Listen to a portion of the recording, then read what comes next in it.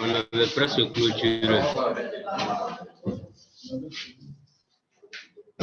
Le module sur l'élaboration du projet de recherche.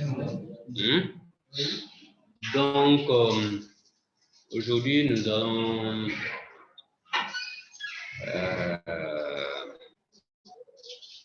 finir sur ces questions-là.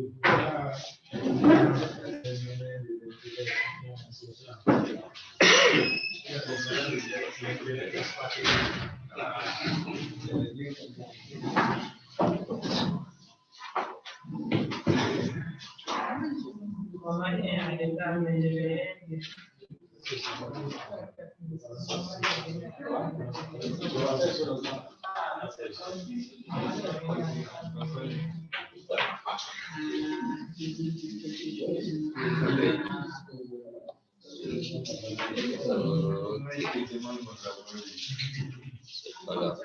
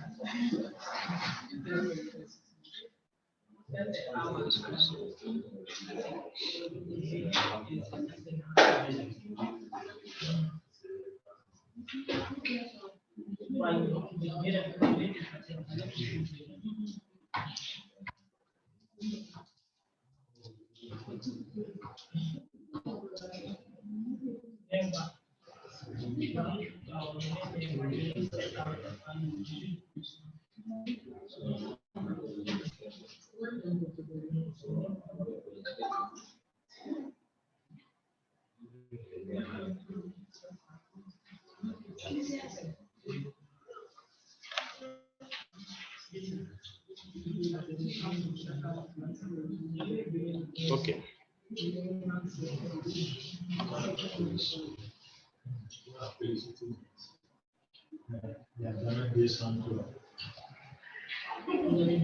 C'est quoi ça?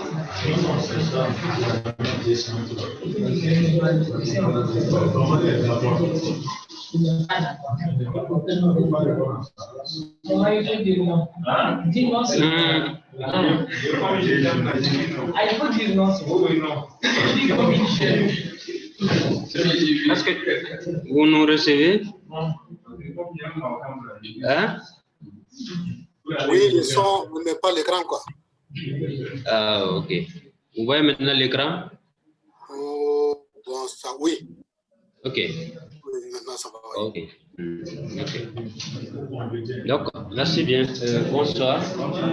Donc, je disais que la dernière fois, nous avons fini avec le module sur. Vous voyez bien? Ah, ok. J'ai du mal à. Oui, ok. Donc,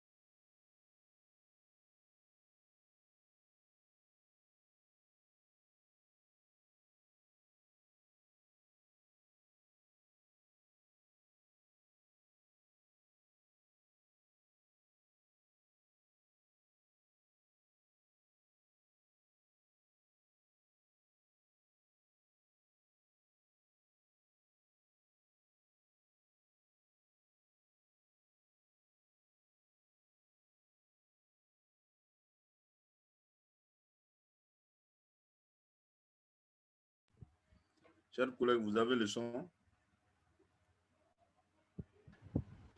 Non, pas Non, du tout. on a ni le son, ni l'écran. Ah, voilà. C'est pareil chez moi.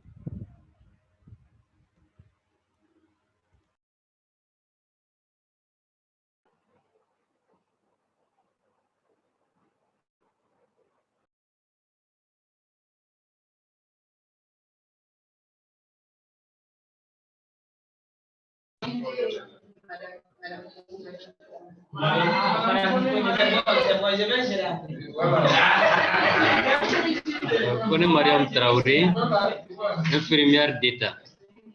Ok. Ouais, sa voisine. Vous êtes qui? Oh, oui, mais Mariam doit vous connaître aussi.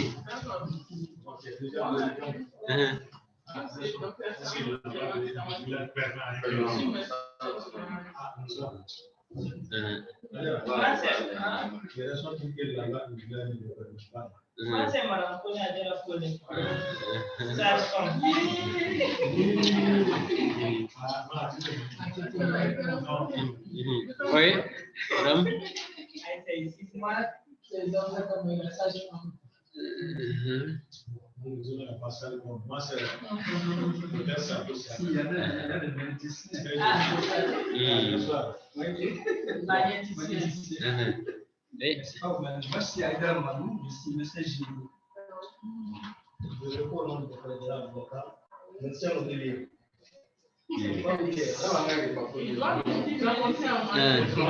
Oui. S'il vous plaît. S'il vous plaît. La séance d'aujourd'hui, c'est un peu long, quoi. On a un peu vite. Oui. Vous êtes masqué, hein, vous ne pouvez pas vous identifier. Oui. Voilà.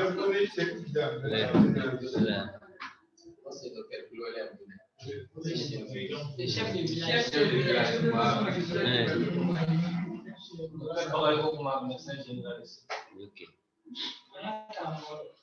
Moi, je suis Mamoudou Koulibaly. Je suis le chargé de cours de la méthodologie de recherche. Ok, merci bien. Ok. Donc, je pense qu'on a parlé de ces aspects-là. Hein. La recherche scientifique, un travail, ainsi de suite. Donc, on a quand même discuté de tout ça. Là.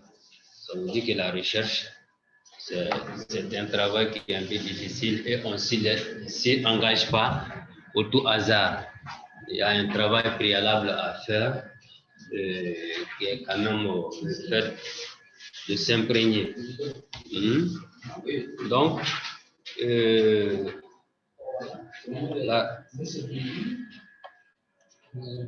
vous aurez la documentation, madame. Vous aurez la documentation. On va vous envoyer tous les documents après. Vous allez donner votre email là-bas, ils vont vous envoyer. Voilà. Donc, on dit que la recherche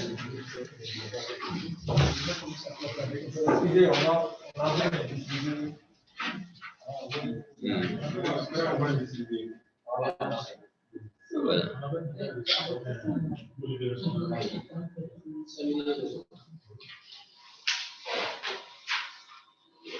Donc, l'objectif de la recherche, comme on l'a déjà vu, c'est vraiment de résoudre un problème, d'explorer un phénomène à travers les questionnements pour soit résoudre un problème ou apporter quelque chose à la science. Donc, questionner ou réfuter des résultats fournis dans des travaux de recherche antérieurs. Donc, la recherche, ça peut nous permettre de corriger certains travaux qui n'ont pas été parfaits. Donc, des travaux antérieurs qui n'ont pas été parfaits, lorsqu'on fait des recherches là-dessus, on peut arriver à voir que ces travaux-là, les résultats de ces travaux n'étaient pas vraiment à hauteur de ce qu'on peut les corriger. Donc, ça nous permet aussi d'expérimenter des nouveaux procédés, une nouvelle solution, une nouvelle théorie, appliquer une pratique de un phénomène. Donc, ça, comme on l'a dit aussi, soit on s'engage sur la voie des anciens, soit on peut aussi expérimenter de nouvelles choses. On en a parlé dans la revue de la littérature. On voit les orientations des uns et des autres, ceux qui nous ont précédés, et ensuite on se décide. Soit l'on s'engage sur un chemin, soit on se dit que non, ni le chemin des uns ou des autres ne m'a convaincu. Moi-même, je vais créer mon propre procédé pour pouvoir trouver. Mais cela faudrait-il que vous ayez les moyens pour ce faire. Si vous n'avez pas de moyens pour cela, vous risquez de vous faire, de vous fatiguer pour pas grand-chose. Voilà. Donc, on dit, ça nous permet aussi de décrire un phénomène, la description, d'expliquer un phénomène, l'explication, vérifier ou réfuter, et ainsi de suite. Donc, les types de recherche. Il y en a plusieurs. Les types de recherche ici peuvent être considérés comme des catégories. Celles-ci peuvent donc avoir des subdivisions selon certains chercheurs. Ce qui ne signifie pas que le savoir ordinaire est toujours faux, ni même inférieur au savoir scientifique. En effet, même si le savoir ordinaire n'est pas construit à partir de méthodologies éprouvées, bonsoir, professeur. Il peut être... Oui? On n'a pas l'écran à l'extérieur.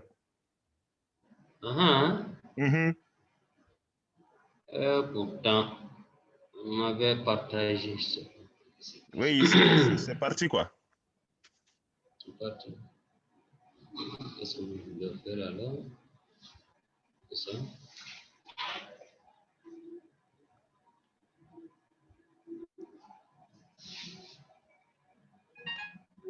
Vous l'avez maintenant?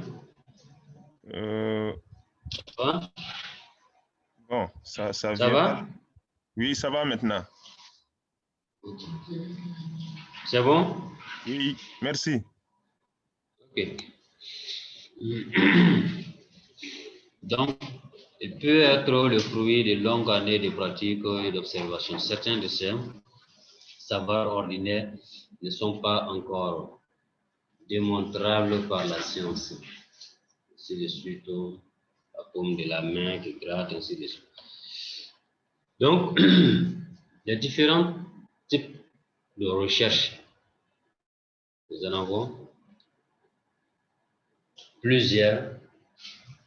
La première catégorie, c'est la recherche qu'on a fixée ici, c'est la recherche empirique et la recherche théorique. C'est un peu des procédés qui sont un peu opposés, mais qui sont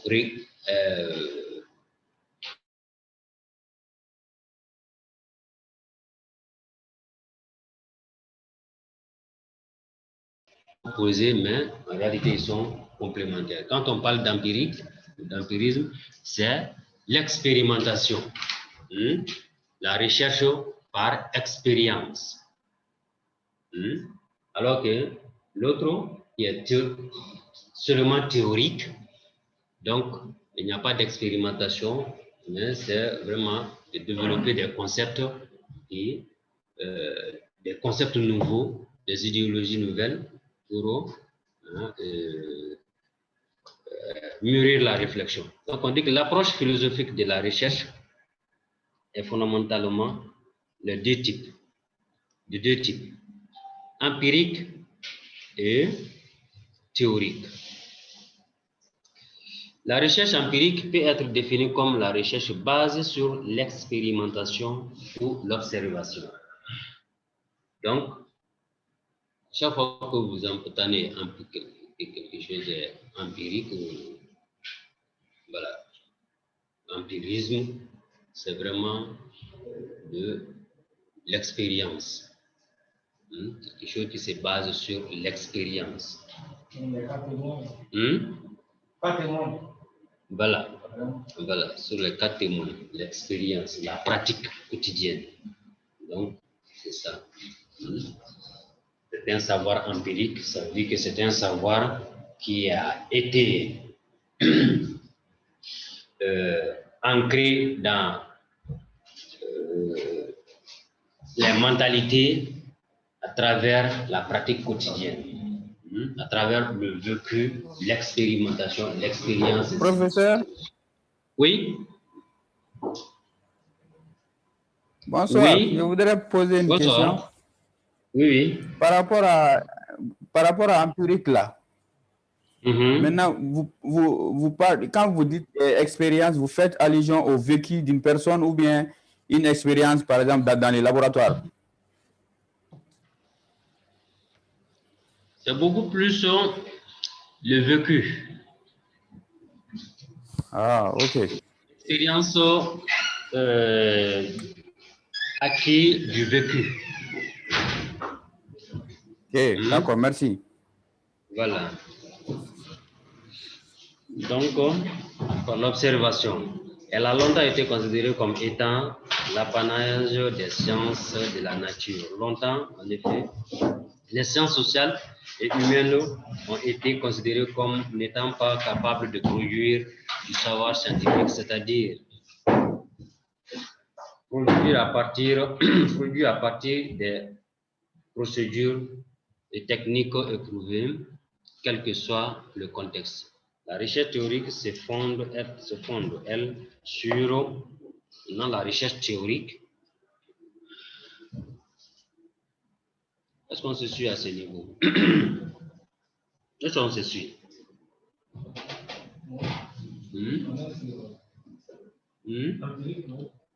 Oui. Donc, on dit qu'empirique, c'est le vécu. L'expérimental. Pas l'expérimentation, mais l'expérimental. C'est-à-dire que ce qui a été vécu dans la pratique quotidienne des années durant. C'est ça, le savoir empirique.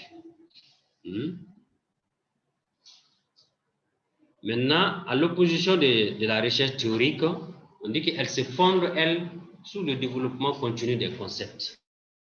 C'est ce que je disais, le développement continu des concepts, la compréhension des faits et des phénomènes qui nous entourent et l'approfondissement des connaissances à chaque fois obtenues. Donc, la théorie, la recherche théorique, ça nous permet de développer de nouveaux concepts autour des phénomènes qui nous entourent. La recherche empirique et la recherche théorique se complètent. Donc, j'avais dit que c'était des recherches, à première vue, on a l'impression qu'ils sont opposés parce que l'un est basé sur la pratique, l'autre est basé sur la réflexion. La théorie, c'est beaucoup plus basé sur la réflexion et l'autre là est basé sur la pratique. On a l'impression qu'ils s'opposent, mais en réalité, ils se complètent les deux procédés de recherche. La recherche empirique et la recherche théorique se complètent pour développer la compréhension des phénomènes, pour prévoir des événements futurs ainsi que pour prévenir des événements nuisibles au bien-être général de la population concernée. Donc, vous pouvez développer un concept et aussi arriver à vous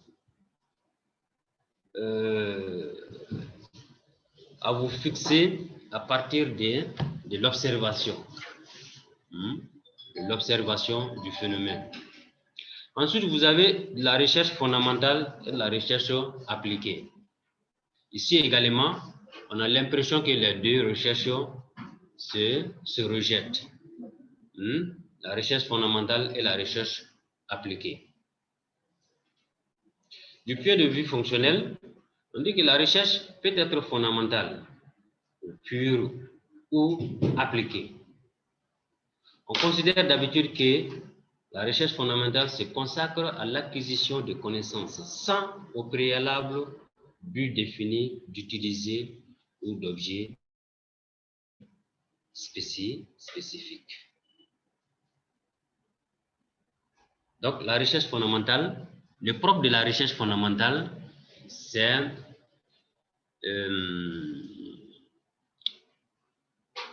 prendre de la recherche comme étant, si je puis m'exprimer ainsi, comme étant un jeu. Comme étant un jeu. C'est-à-dire, on fait de la recherche sans pour autant avoir un but précis. Nous avons dit que au départ, la recherche, c'est pour résoudre un problème. Mais ici, on n'a pas de problème à première vue. Il n'y a pas de problème. Mais seulement, nous sommes curieux de savoir davantage sur ces phénomènes-là, d'en savoir davantage sur ces éléments de la nature. Donc, on fait de la recherche, on découple l'objet jusqu'à son dernier degré. Voir qu'est-ce qu'on peut faire avec, qu'est-ce qu'on ne peut pas faire avec, ainsi de suite. C'est ça qu'on appelle la recherche fondamentale. Donc, il n'y a pas un but précis. Il n'y a pas un but précis. Nous n'avons pas de problème particulier à résoudre et puis nous ne voulons pas faire une expérience précise pour pouvoir, mais c'est juste chercher pour approfondir les connaissances sur un phénomène. Je pense que c'est ce qui est arrivé avec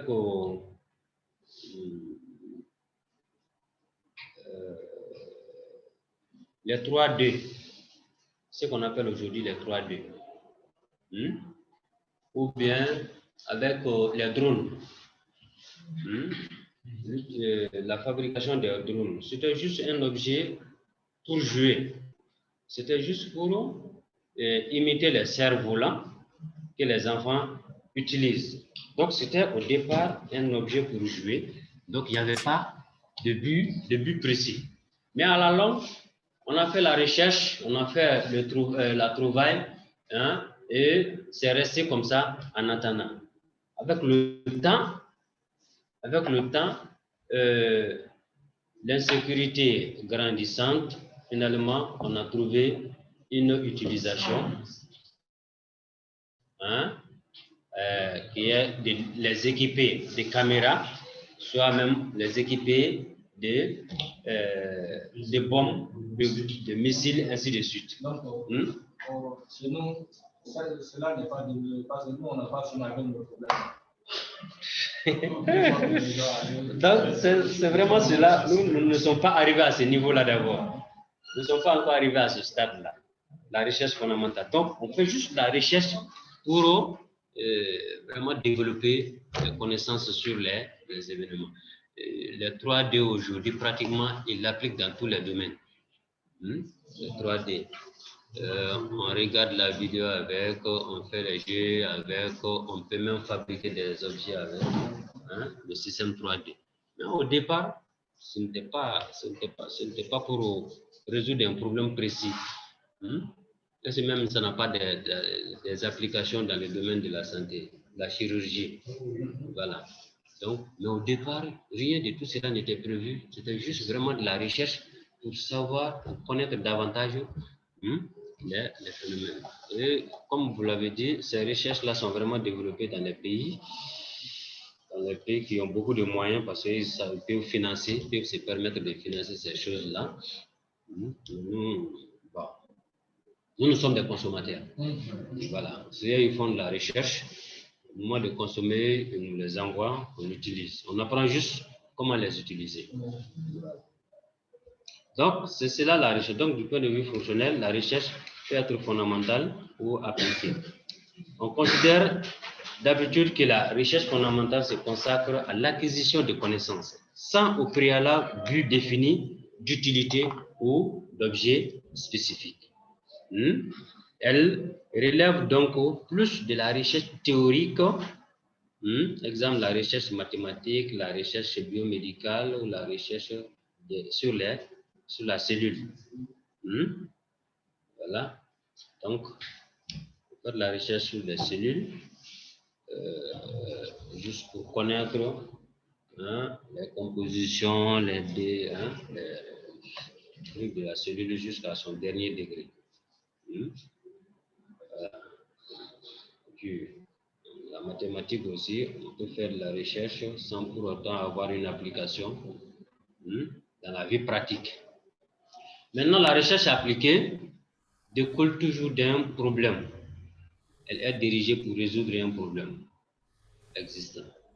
Donc, cette recherche-là, elle est vraiment appliquée à un problème. Un problème qui est là, il faut le résoudre. Donc plus de la... Oui. On peut donner comme exemple la recherche du vaccin contre la COVID. Oui, comme contre la COVID. Un exemple de recherche. Ça, on a un problème. On a un problème existentiel qui est là. Il faut vraiment trouver une solution rapidement. Okay. Comme il vient de le dire, le cas du vaccin contre la COVID. C'est un problème qui est là, il faut donc trouver la solution. Donc, dirigée pour résoudre un problème existant. Elle relève donc plus de la recherche empirique, c'est-à-dire la recherche par expérimentation. Les recherches agronomiques ou en santé, en géographie, en économie, en socio-anthropologie. Le bien fondé et les bénéfices relatifs pour la société de la recherche fondamentale ou appliquée sont continuellement l'objet de controverses. Certains, donc ici, ça c'est une discussion vraiment des théoriciens. Ici, il y en a qui pensent que la recherche appliquée est la meilleure des recherches, mais il y en a qui pensent aussi que la recherche fondamentale est le bon procédé. Il faut d'abord faire des trouvailles en attendant que le problème n'arrive. Il faut prévenir. Donc, c'est une sorte de prévention. Donc, arriver à trouver beaucoup de choses, même si on ne connaît pas leur utilité réelle aujourd'hui, peut-être que ça peut venir dans le temps. Donc, il y a cette discussion-là entre les théoriciens et d'autres pensent que non, on n'a pas besoin de se mettre à chercher, parce qu'à force de chercher, on peut arriver à un niveau où on peut se créer des problèmes. On peut donner comme exemple à cela, lorsqu'ils ont fait beaucoup d'expérimentations sur l'être humain, jusqu'à aller faire des bébés éprouvettes, ainsi de suite. Voilà, le clonage, jusqu'à aller faire des bébés éprouvettes. Donc, certes, la recherche fondamentale, elle est bonne souvent, mais si ce n'est pas accompagné de certains garde-fous, ça peut nous conduire à la catastrophe. Et c'est ce qui, le plus souvent, les cinéastes de Hollywood, ils nous préviennent le plus souvent de ces choses-là. Il y a un scientifique qui va dans un laboratoire, il fait des expériences, finalement, c'est un dinosaure qui sort. Et il se met à poursuivre tout le monde. Il crache du feu, il n'y a aucun moyen pour l'abattre. Donc, voilà. Ce sont... voilà. On va appeler directement coronavirus. Oui. Voilà. Donc, vraiment, c'est ça. Voilà. Donc, il y a ce débat-là entre scientifiques. Il y en a qui pensent qu'il ne faut vraiment pas faire de la recherche. Parce que quand vous faites de la recherche juste pour le savoir, il y a ça peut tomber entre les mains des gens mal intentionnés. Et ils peuvent l'utiliser, voilà, à leur fin. Voilà. Donc, il y a cet aspect-là. Donc, il y a cette discussion. Il faut que les recherches soient vraiment encadrées. Lorsqu'il y a un problème, il faut chercher à trouver la solution plutôt que de créer beaucoup de savoir dont on n'a pas besoin, qui peut être tôt ou tard un problème pour l'humanité.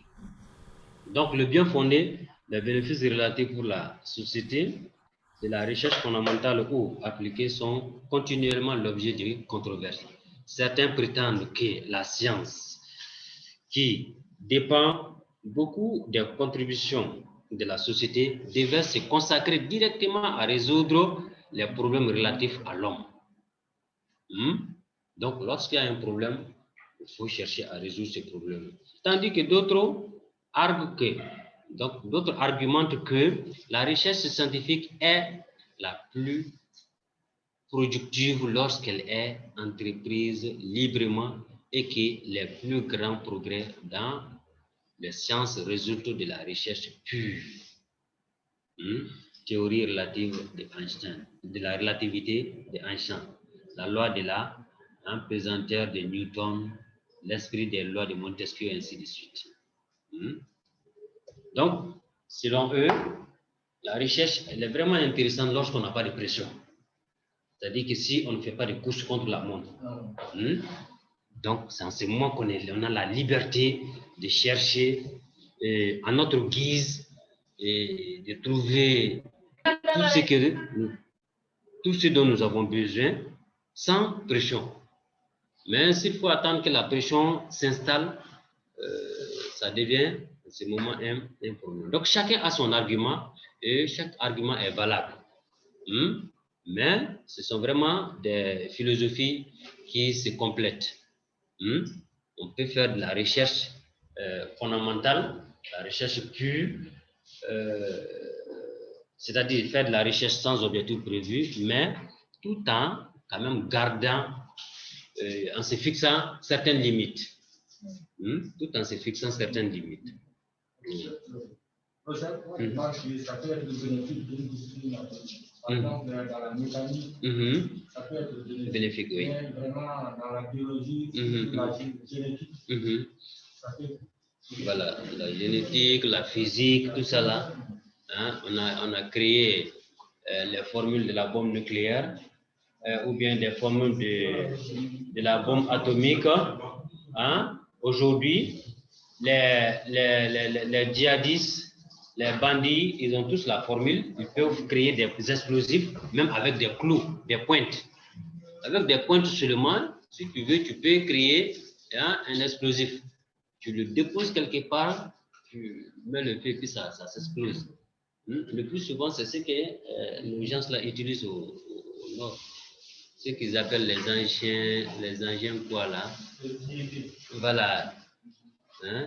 C'est qu'ils vont creuser la terre, ils mettent des bidons remplis de clous avec de la poudre et cela est branché à un fil jusqu'à la brousse là-bas. Il suffit de les mettre en truc et puis ça s'explose au passage des gens. Donc les gens connaissent la formule de ces choses-là qui sont très très dangereuses pour l'humanité et les gens mal intentionnés. Donc, comme vous l'avez dit, c'est vraiment ça. En biologie et puis en physique ou chimie, c'est vraiment dangereux. Donc, on dit qu'il est généralement admis qu'il faut un bon équilibre entre les deux types de recherche. Les sociétés plus riches et plus avancées techniquement sont en mesure de soutenir la recherche fondamentale en plus grande proportion que les sociétés ayant moins de ressources. C'est ce qu'on disait tout à l'heure. Nous avons nous avons beaucoup plus de problèmes. On ne peut pas se lancer dans cela. Voilà. Ensuite, nous avons de la recherche. Quoi ça?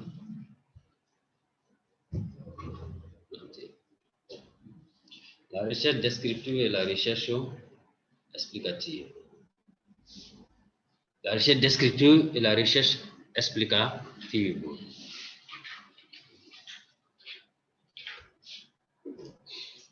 point de vue du niveau, c'est-à-dire la profondeur de la connaissance obtenue, la recherche peut être descriptive ou explicative. C'est-à-dire, ça c'est du point de vue de la profondeur de la connaissance. C'est-à-dire, si on veut aller en profondeur dans quelque chose, soit on peut se limiter à faire la simple description, mais si on veut approfondir, il faut aller à l'explication. Il ne faut pas seulement se limiter à la description, mais il faut aller à l'explication. C'est-à-dire que la description, on peut considérer la description pour un départ. C'est-à-dire qu'on campe le décor du phénomène, en le décrivant de fond en comble. J'ai déjà dit ici que la description, qui se rappelle de ça, c'est ce que j'avais dit à propos de la description. J'avais donné une définition imagée de la description. J'avais dit que la description, c'est la photographie,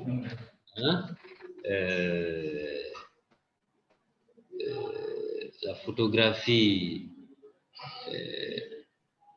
comment dire, rédactionnelle.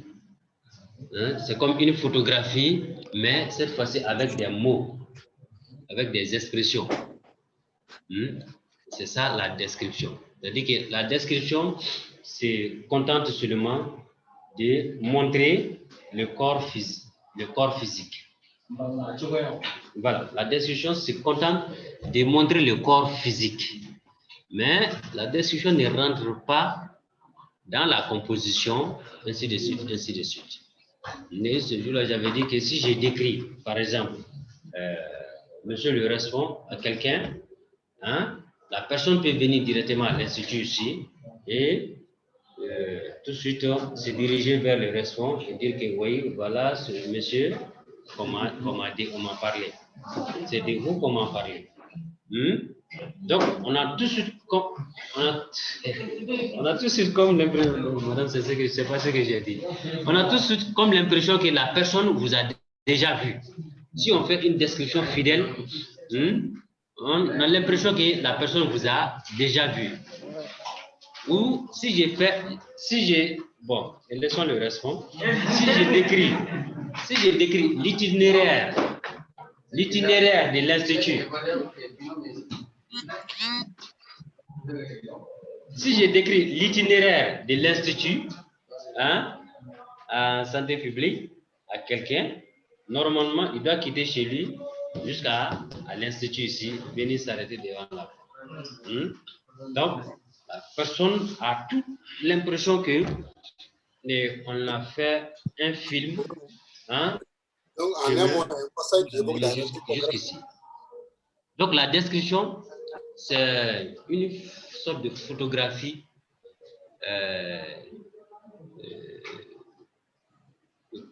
je vais me répéter, rédactionnelle, rédigée avec des mots. La photographie rédigée avec des mots. C'est ça. Donc, la description se contente du corps physique. Mais lorsqu'on veut rentrer dans les explications, on va rentrer dans les caractéristiques, les compositions. On va essayer de donner des détails sur les éléments constitutifs. La description. Voilà, le portrait au robot. Le portrait au robot voilà. Est-ce qu'on se suit? C'est comme un passage. Donc la description. Oui. J'ai dit, ou encore un passage qui évoque la réalité concrète, quoi. Oui, un passage qui évoque la réalité concrète. Voilà. C'est vraiment cela. Donc, on dit la description consiste à déterminer la nature, les caractéristiques.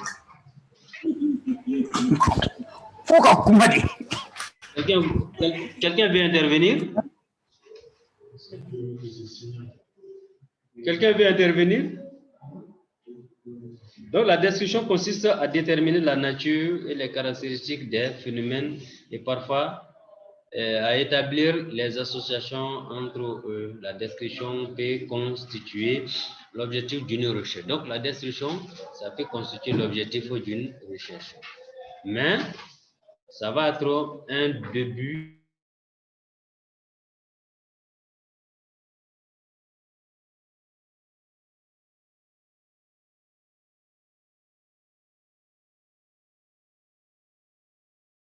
l'objectif d'une recherche. Par exemple, faire ressortir tous les aspects d'un fait ou d'un phénomène. Faire ressortir tous les aspects d'un fait ou d'un phénomène. Vous avez une épidémie, on vous dit d'aller faire une recherche descriptive, de permettre aux gens de comprendre quel type d'épidémie se trouve dans la zone. Donc, vous allez prendre le phénomène, vous allez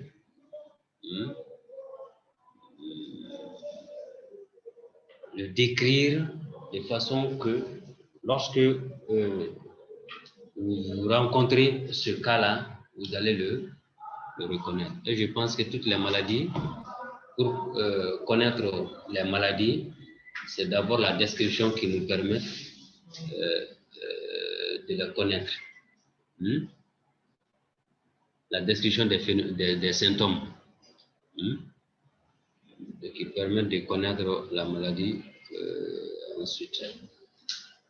Donc, la description peut conduire à des classifications. Donc, lorsque on fait la description, donc la description peut nous amener à classifier. C'est-à-dire que ceux-ci ont le même caractère, donc on les met dans le même groupe. Ceux-ci aussi ont les mêmes caractéristiques, on les met dans les mêmes groupes. Ainsi de suite. Donc, on peut faire la classification à partir de la description. Par exemple, les études de typologie, de climat, de relief, de prévalence d'une maladie. Donc, ça peut nous permettre de faire la classification. Typologie de climat, typologie de relief, typologie de prévalence de maladies. La description peut aussi constituer le premier stade, c'est ce que je t'entendais, le premier stade d'une recherche. Donc, vous faites d'abord la description et ensuite vous rentrez dans l'analyse. Le premier stade d'une recherche. Dans ce cas, elle peut exposer les résultats d'une observation ou d'une enquête exploratoire. C'est le cas, par exemple, pour les maladies nouvelles qui sont d'abord décrites dans leurs manifestations, leur prévalence selon tel ou tel groupe social, avant une seconde étape de recherche qui tentera de l'expliquer, de les expliquer et de les analyser.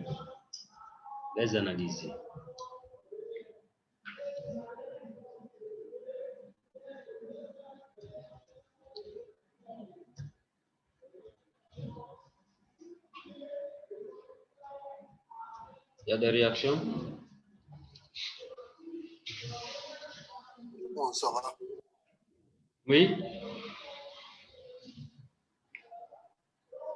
Oui? Non, j'ai dit ça va, ça va. Ok. Donc, on disait que la décision peut constituer le premier stade. Donc, vous faites la description d'abord et ensuite vous analysez qui est l'explication. Vous l'expliquez. Vous expliquez le phénomène. Donc, l'explication maintenant, on va se consacrer à donner les manifestations profondes de la chose, comment, si on prend la maladie, comme on vient de le dire, comment elle se manifeste selon les groupes sociaux ou les individus. Donc, on va donc donner ces explications-là. Et ce sont ces explications-là qui peuvent en ce moment permettre d'orienter pour la recherche de remèdes au phénomène. Moi, j'avais dit que nous avions beaucoup à faire, mais je pense que c'est pratiquement fini.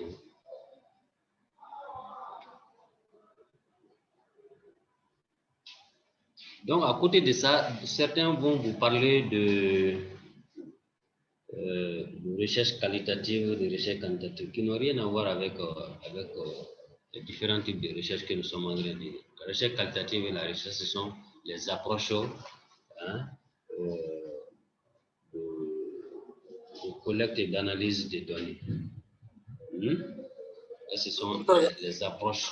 Oui? Il y a aussi les deux. Vous dites? Qualitative, quantitative, il y a aussi mix, non? Hein? Est-ce qu'il y a aussi les recherches quantitatives, qualitatives, mais mix aussi, non? C'est-à-dire les deux. La recherche, c'est mix. Oui, il y a mix. Okay. Oui. Non, je voulais juste faire le parallèle entre... Oui, je vois. Parce que dans la catégorisation, lorsque vous allez parler de recherche descriptive, de recherche explicative, de recherche fondamentale, appliquée, empirique et théorique, certains vont vous poser la question que vous placez la recherche quantitative et la recherche qualitative où? Ça ne fait pas partie de la catégorisation. Ce sont des approches de collecte, des approches d'investigation, la mode d'investigation. D'accord. Donc, il y a deux types d'investigation qui peuvent aussi être associés pour donner la méthode mixte. D'accord. Donc, voilà. Donc, ils n'ont pas de rapport avec cet aspect-là. C'est lorsque on va vous parler de collecte des données. En ce moment, on pourra parler il y a d'abord les outils de collecte et il y a les approches de collecte. Voilà. D'accord, merci. À ce niveau, est-ce qu'il y a des réactions? Oui. Et moi, je voulais me citer un peu. Quand vous parlez de recherche descriptive, explicative, explicative, on peut utiliser là-bas analytique et explicative. Oui. C'est-à-dire deux types de recherche, descriptive et analytique. Le mot analytique peut remplacer l'explicatif. Oui. Par rapport à la deuxième chose que je voulais dire, c'est-à-dire la recherche quantitative et qualitative, ça peut émaner, comme on appelle, des différentes variables, non? On peut utiliser pour les collectes. C'est-à-dire une recherche qualitative et quantitative peut être aussi descriptive qu'analytique. Oui. Voilà, c'est vraiment cela. C'est vraiment cela. Donc la description, la recherche, qu'elle soit quantitative ou qualitative, elle peut être descriptive, elle peut être analytique, elle peut être fondamentale, elle peut être appliquée. Voilà.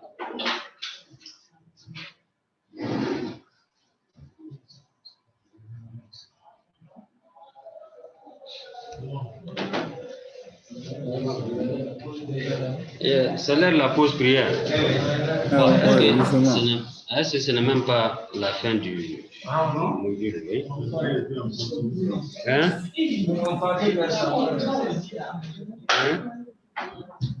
C'est pratiquement la fin du module. Moi, juste expliquer la méthode d'évaluation.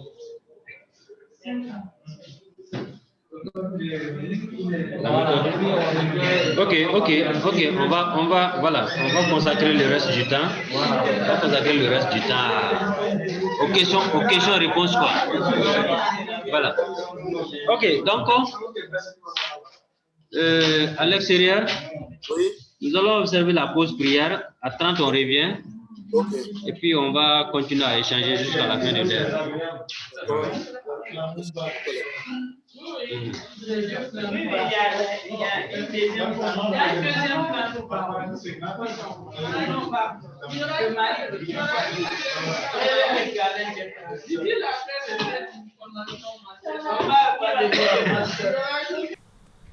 Non, mais le titre du cours, c'est quoi au juste? Le titre du cours, oui, c'est ça. Vous voyez ça? Quoi? C'est qui est coloré là. Non, non, je ne vois pas. Hein? Non, je ne vois pas. Donc, sur table, ça, c'est pas partagé alors. C'est partagé, je pense. Est-ce que vous voyez quelque chose? Oui, on voit. Est-ce que vous voyez quelque chose de coloré? Non. Oui. Non, on voit rien de coloré. Moi, je vois. Vous voyez quelque chose? Vous ne Alex, voyez rien de coloré? Non, c'est votre page Word là qui est partagée. Oui, mais la page Word, une coloration là-dessus, non? Non. C'est ici là. Excusez-moi. Excusez, là, j'ai un de mes...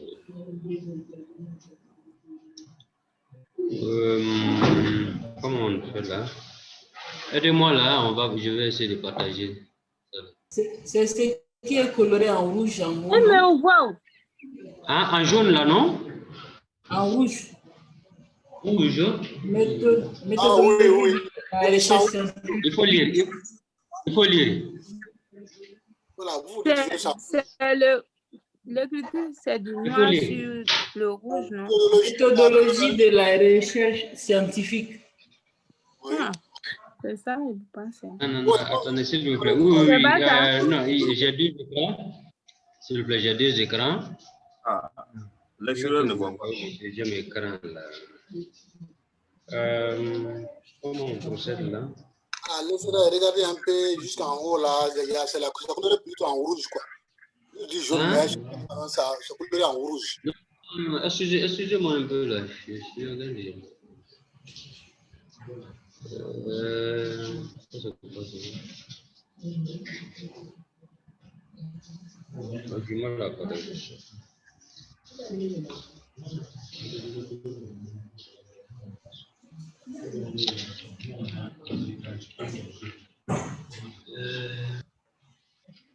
L'équipe est venue nous aider vite.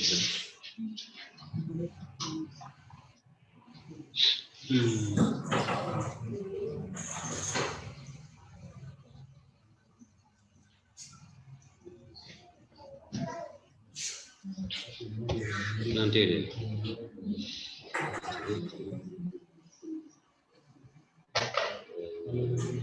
C'est quoi? Voilà, Jackie, vous tombez bien là. Nyamareka, on a fait partager.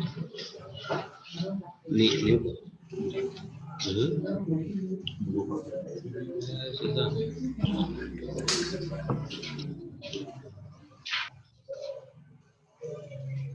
Vous voyez maintenant?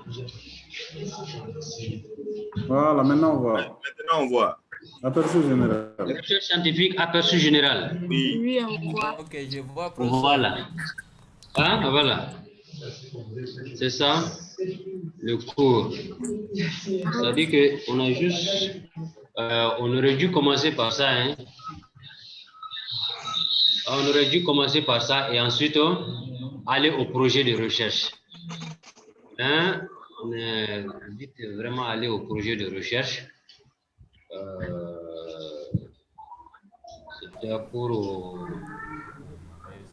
les questions de...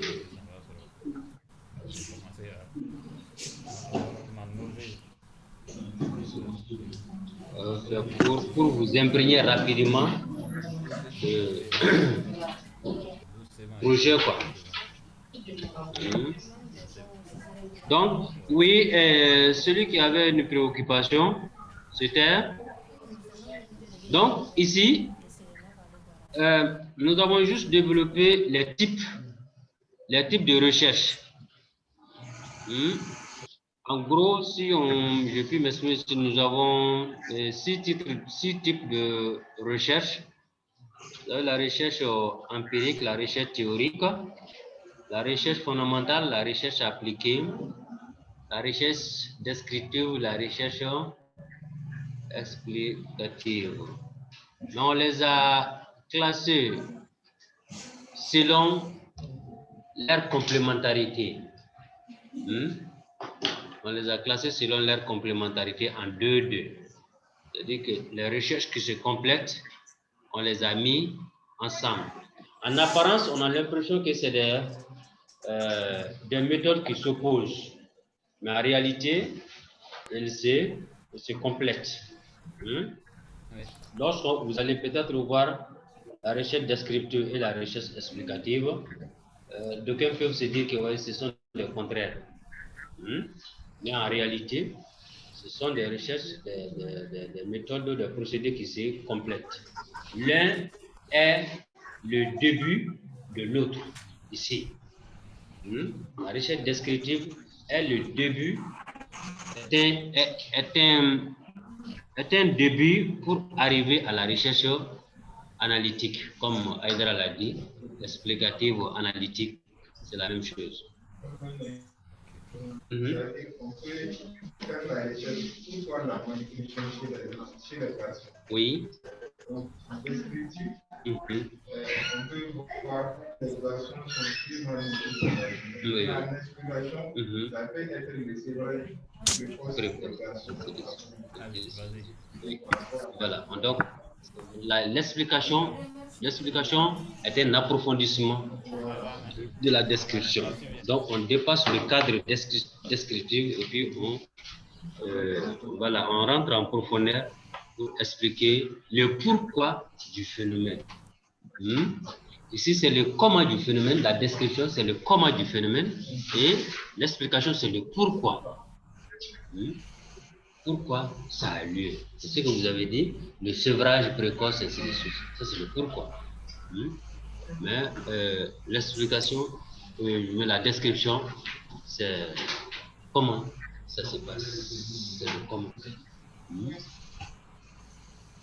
Ok, ensuite, quand on prend la fondamentale et l'appliquée, à première vue, la recherche fondamentale et la recherche appliquée, puisque la recherche fondamentale a pour but de faire de la recherche sans raison particulière, et que l'autre là, c'est vraiment sur la base d'un besoin, donc on peut aussi penser qu'il s'oppose.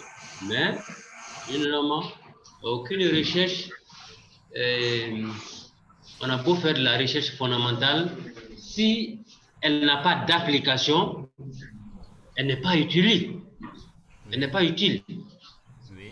On a beau faire des trouvailles, mais si on ne sait pas à quoi l'appliquer, ça devient quelque chose comme ça qui n'a pas grande utilité. Donc, il faut arriver à trouver l'application. Arriver à l'appliquer à quelque chose. Tant qu'on ne le fait pas, ça devient inutile comme trouvaille. Voilà.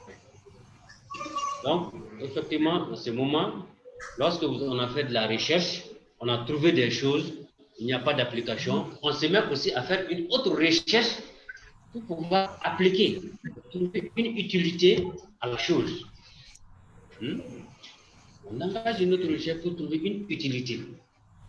On a fabriqué des drones, on ne peut pas quand même se contenter juste de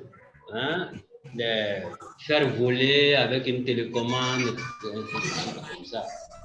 À un moment donné, ces drones-là ont failli même créer des problèmes en Occident lorsque les enfants les équipaient de lasers, de lumière infrarouge, ils aveuglaient les avions de passage avec les drones.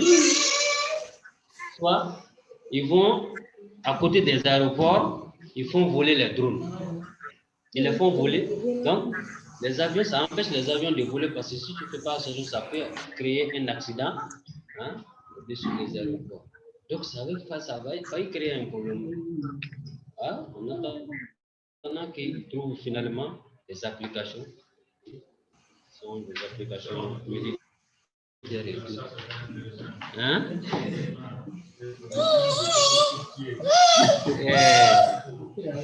Les assassinats ciblés. Les assassinats ciblés, oui, maintenant. C'est intéressant comme ce n'est pas intéressant. On a besoin.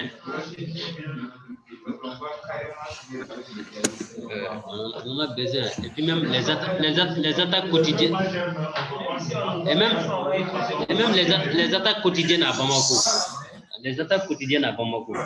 Ils peuvent poursuivre les bandits. Hein?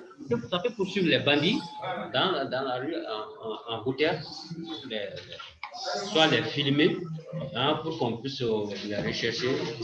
Ils ne sont pas à mesure de les abattre. Voilà. Donc ça a de l'utilité, comme ça peut être. Toute chose est utile lorsqu'on utilise à bon escient. Quand on l'utilise à bon escient, ça devient utile. Mais quand on l'utilise pour des besoins néfastes, ça devient aussi dangereux. On mange chaque jour. C'est pour vivre. Mais le jour où on va mettre du poison dans le repas pour vous donner, ça devient nuisible en ce moment. C'est ça. Donc, voilà. Donc, je disais que la recherche fondamentale, elle ne devient utile que lorsqu'on trouve une application. Voilà. Quant à la recherche empirique et la recherche théorique, lorsque vous faites des trouvailles par la pratique, derrière vous êtes obligé de développer une théorie autour pour pouvoir quand même l'expliquer. On ne peut pas seulement se contenter de trouver des choses par expérimentation comme ça et puis se limiter à ce qu'on a trouvé. Il faut quand même expliquer le phénomène. Donc on développe une théorie, toute une théorie autour pour pouvoir permettre aux gens de le comprendre davantage. Donc tous ces concepts-là sont vraiment complémentaires. Ce sont des concepts qui sont vraiment complémentaires. Voilà. Donc, ce que j'avais à dire, si quelqu'un a une observation, donc, c'est notre dernière séance. Et comme je l'avais dit, l'évaluation le plus souvent, je le fais en pratique. Je ne donne pas des trucs trop récités, non. Donc, voilà. Je ne donne pas trop les trucs récités. Parce que ici vraiment, on n'a pas. On n'a pas besoin de donner des récitations ici. Ici, c'est vraiment la pratique. Nous sommes, comme on le dit, nous sommes. C'est une formation professionnelle. Je ne dirais pas andragogie, nous sommes dans une formation professionnelle. Donc, c'est la pratique qu'on a besoin d'assimiler la théorie, voilà, et ensuite les réciter de façon mécanique. Il faut savoir les appliquer. C'est un petit jeu. Donc, on va beaucoup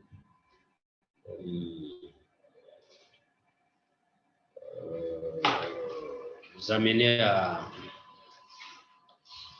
un peu de pratique. On va peut-être vous dire de contextualiser ou justifier une idée.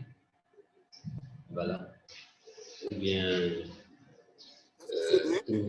donner un thème, formuler une question principale, des questions spécifiques, un objectif général, les objectifs spécifiques, et ainsi de suite. Voilà. Un peu ça. On a beaucoup parlé. Oui. Vous pouvez reprendre pour nous, s'il vous plaît. Je dis qu'en évaluation, oui. Je ne donne pas de récitation. Donc, puisque nous sommes entre professionnels, oui.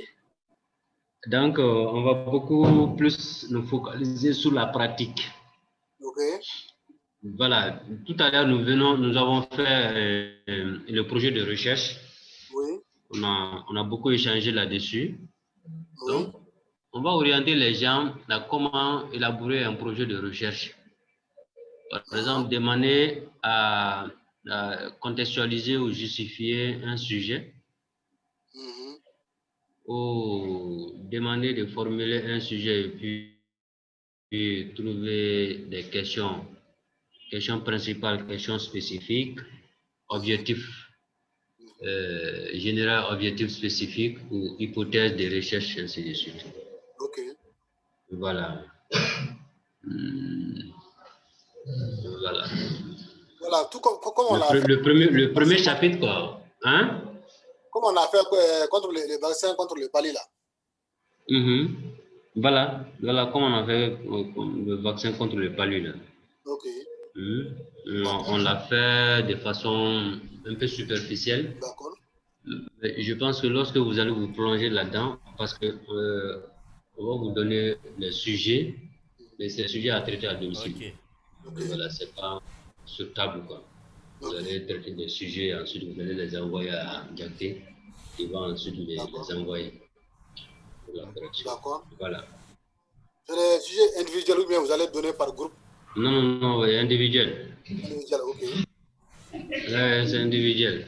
D'accord. Parce que par expérience, en groupe, il y a certains qui se reposent. Peut-être ils sont fatigués, professeur. Hein? Peut-être ils sont fatigués, c'est pourquoi ils se reposent. Ah, ok. D'accord. On va permettre à tout le monde de se mouvoir un peu. Ok. Pas de souci. Ok. Donc, voilà. Merci bien à tout le monde pour... Oui? J'avais une question d'éclaircissement. Oui.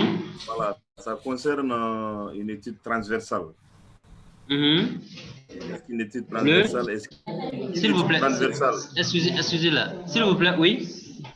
J'aimerais que vous m'expliquiez davantage qu'est-ce que ça veut dire une étude transversale et puis est-ce qu'il y a un délai par rapport à ça? Le quoi transversal? Oui, une étude transversale. Une étude transversale. Transversale, oui. Voilà, j'aimerais que vous m'expliquiez un peu ça. Et puis, est-ce qu'il y a un délai? Est-ce qu'il y a un délai pour ça? C'est-à-dire que, est-ce qu'il y a un délai pour une étude transversale? Un délai pour une étude transversale. Une étude transversale, c'est une étude, on peut l'appeler, c'est une étude multidisciplinaire. Ok. C'est-à-dire que ça renferme beaucoup de domaines, plusieurs domaines à la fois. Ok. Ok. Voilà. Donc, maintenant, quant au délai, je ne sais pas ce que vous voulez dire par délai, mais si on veut faire une étude, le délai dépend d'un certain nombre d'éléments. Ok. Soit c'est vous-même qui faites votre recherche, vous vous fixez un délai dans lequel vous êtes en mesure de faire la recherche. Soit vous faites de la recherche pour autrui. Et c'est sûr pour que vous faites votre recherche qui va vous fixer le délai dans lequel vous allez faire cette étude-là. Par exemple, vous êtes à l'institut ici, vous devez faire une étude, comme vous le dites, transversale, une étude multidisciplinaire pour les choses. L'Institut, où votre thème porte sur une étude multidisciplinaire, En ce moment, vous vous fixez dans le canevas de l'Institut. Est-ce qu'on se suit? Oui, je comprends. Maintenant, de façon officielle ou de façon académique, il n'y a pas de... Je ne vois pas quoi. Okay, de délai qu'on puisse fixer. Non. Ça dépend de l'objet de l'étude et peut-être du destinataire de l'étude et même de celui qui fait l'étude. C'est une coordination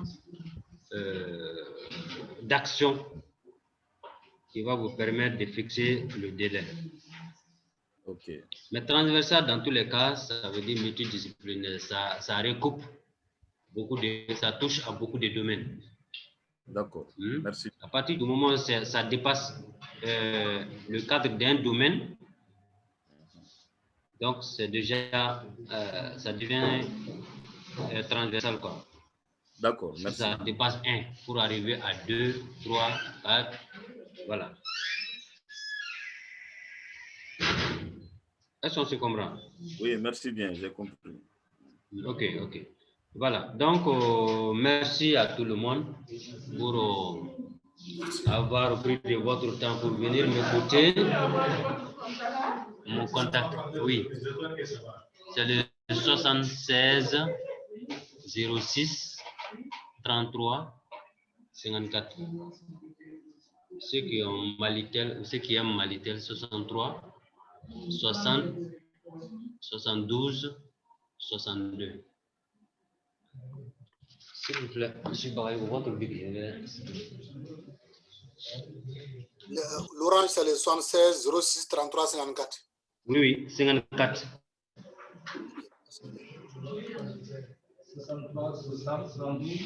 62.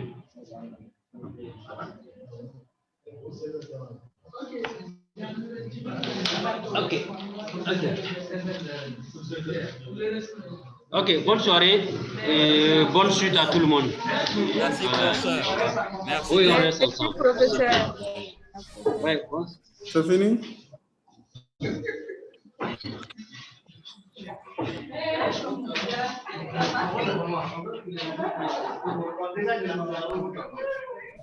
Il faut essayer au groupe 6 ou bien 5.